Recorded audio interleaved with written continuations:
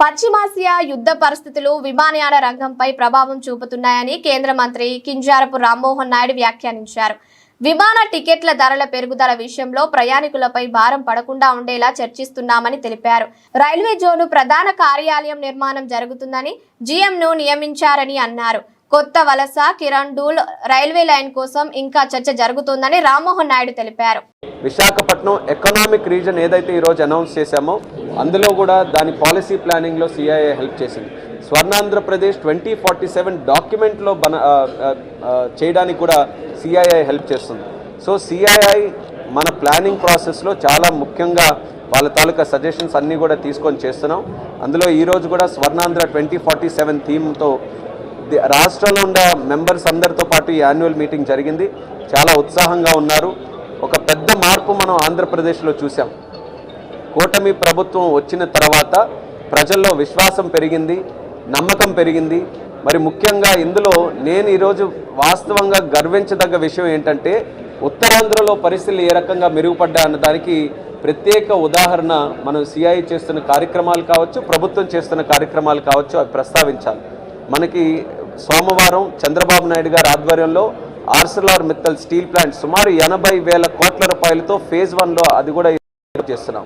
ఆ ప్రాజెక్టుని చేయాలనంటే కేవలం రాష్ట్రం తాలూకా ప్రతిపాదన కాదు, కేంద్రం నుంచి కూడా ఎన్నో అప్రూవల్స్, ఎంతో సహకారం కావాలి. అంటే రాష్ట్రం కేంద్రం డబుల్ ఇంజిన్ సర్కార్గా పనిచేయడానికి ప్రధాన ఉదాహరణ మన ఆర్సెల్ఆర్ మిత్తల్ స్టీల్ ప్లాంట్. దానితో పాటు భోగాపురంలో ఎయిర్పోర్ట్ జూన్ కల్లా పూర్తి చేస్తున్నాం. డిసెంబర్కి పూర్తి కావాలి, కానీ ఛాలెంజ్గా తీసుకొని 6 months అహెడ్గా పూర్తి చేస్తున్నాం. మా శ్రీకాకుళం జిల్లాలో మూలపేట పోర్ట్ వస్తుంది, శరవేగంగా పనులు జరుగుతున్నాయి. దానికి అప్రూవల్స్ కావాలంటే కేంద్రం నుంచి సాల్ట్ ల్యాండ్ అప్రూవల్స్ కూడా తీసుకొని వచ్చి ట్రంక్ ఇన్ఫ్రాస్ట్రక్చర్ బిల్డ్ చేసి అది కూడా పూర్తి చేస్తున్నాం. నక్కపల్లిలో బల్క్ డ్రగ్ పార్క్ కానీ, అలాగే ఎంఎస్ఎంఈ పార్క్స్ కానీ, అలాగే ముఖ్యంగా గూగుల్ తాలూకా AI data centre investment $15 billion. Google లాంటి సంస్థ ఎన్నో దేశాలు వాళ్ళకి ఆహ్వానించినప్పటికీ కూడా మన దేశం వచ్చి మన దేశంలో ఉత్తరాంధ్ర ప్రాంతం విశాఖపట్నం వాళ్ళు ఎంచుకోవడం అనేది చంద్రబాబు నాయుడు గారి మీద, కూటమి ప్రభుత్వం మీద ఎంత నమ్మకం ఈరోజు పెద్ద కంపెనీలు, విదేశీ కంపెనీలు, ప్రపంచంలో ఉన్న కంపెనీలు చూపిస్తున్నాయనడానికి అది ఉదాహరణ. టీసీఎస్, కాగ్నిజెంట్, మన లోకేష్ అన్న గారి ఆధ్వర్యంలో పెట్టుబడులు, ఉద్యోగాలు అన్నీ కూడా మన రాష్ట్రానికి వస్తున్నాయి.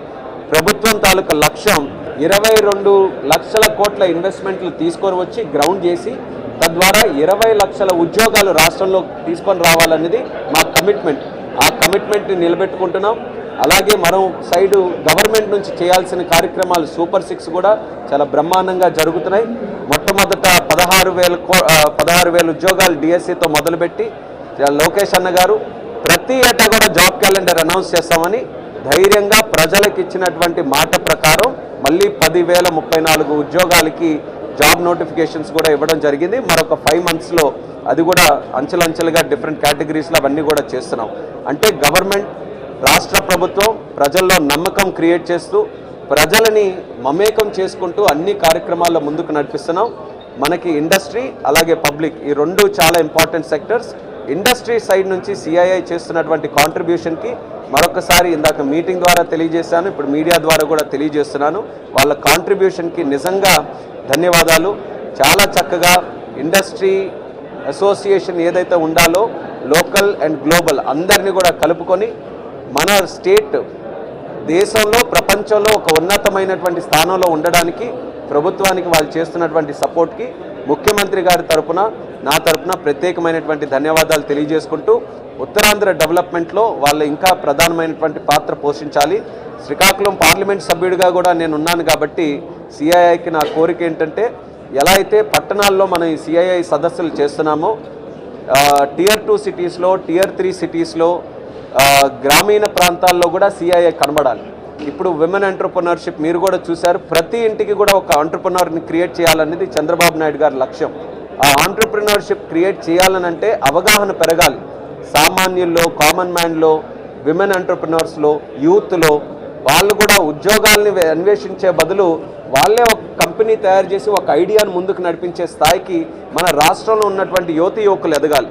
అది జరగాలనంటే చంద్రబాబు నాయుడు గారి తాలూకా విజన్ని మనం సాకారం చేసుకోవాలనంటే సిఐఐ దాంట్లో ప్రధాన పాత్ర పోషించాలి.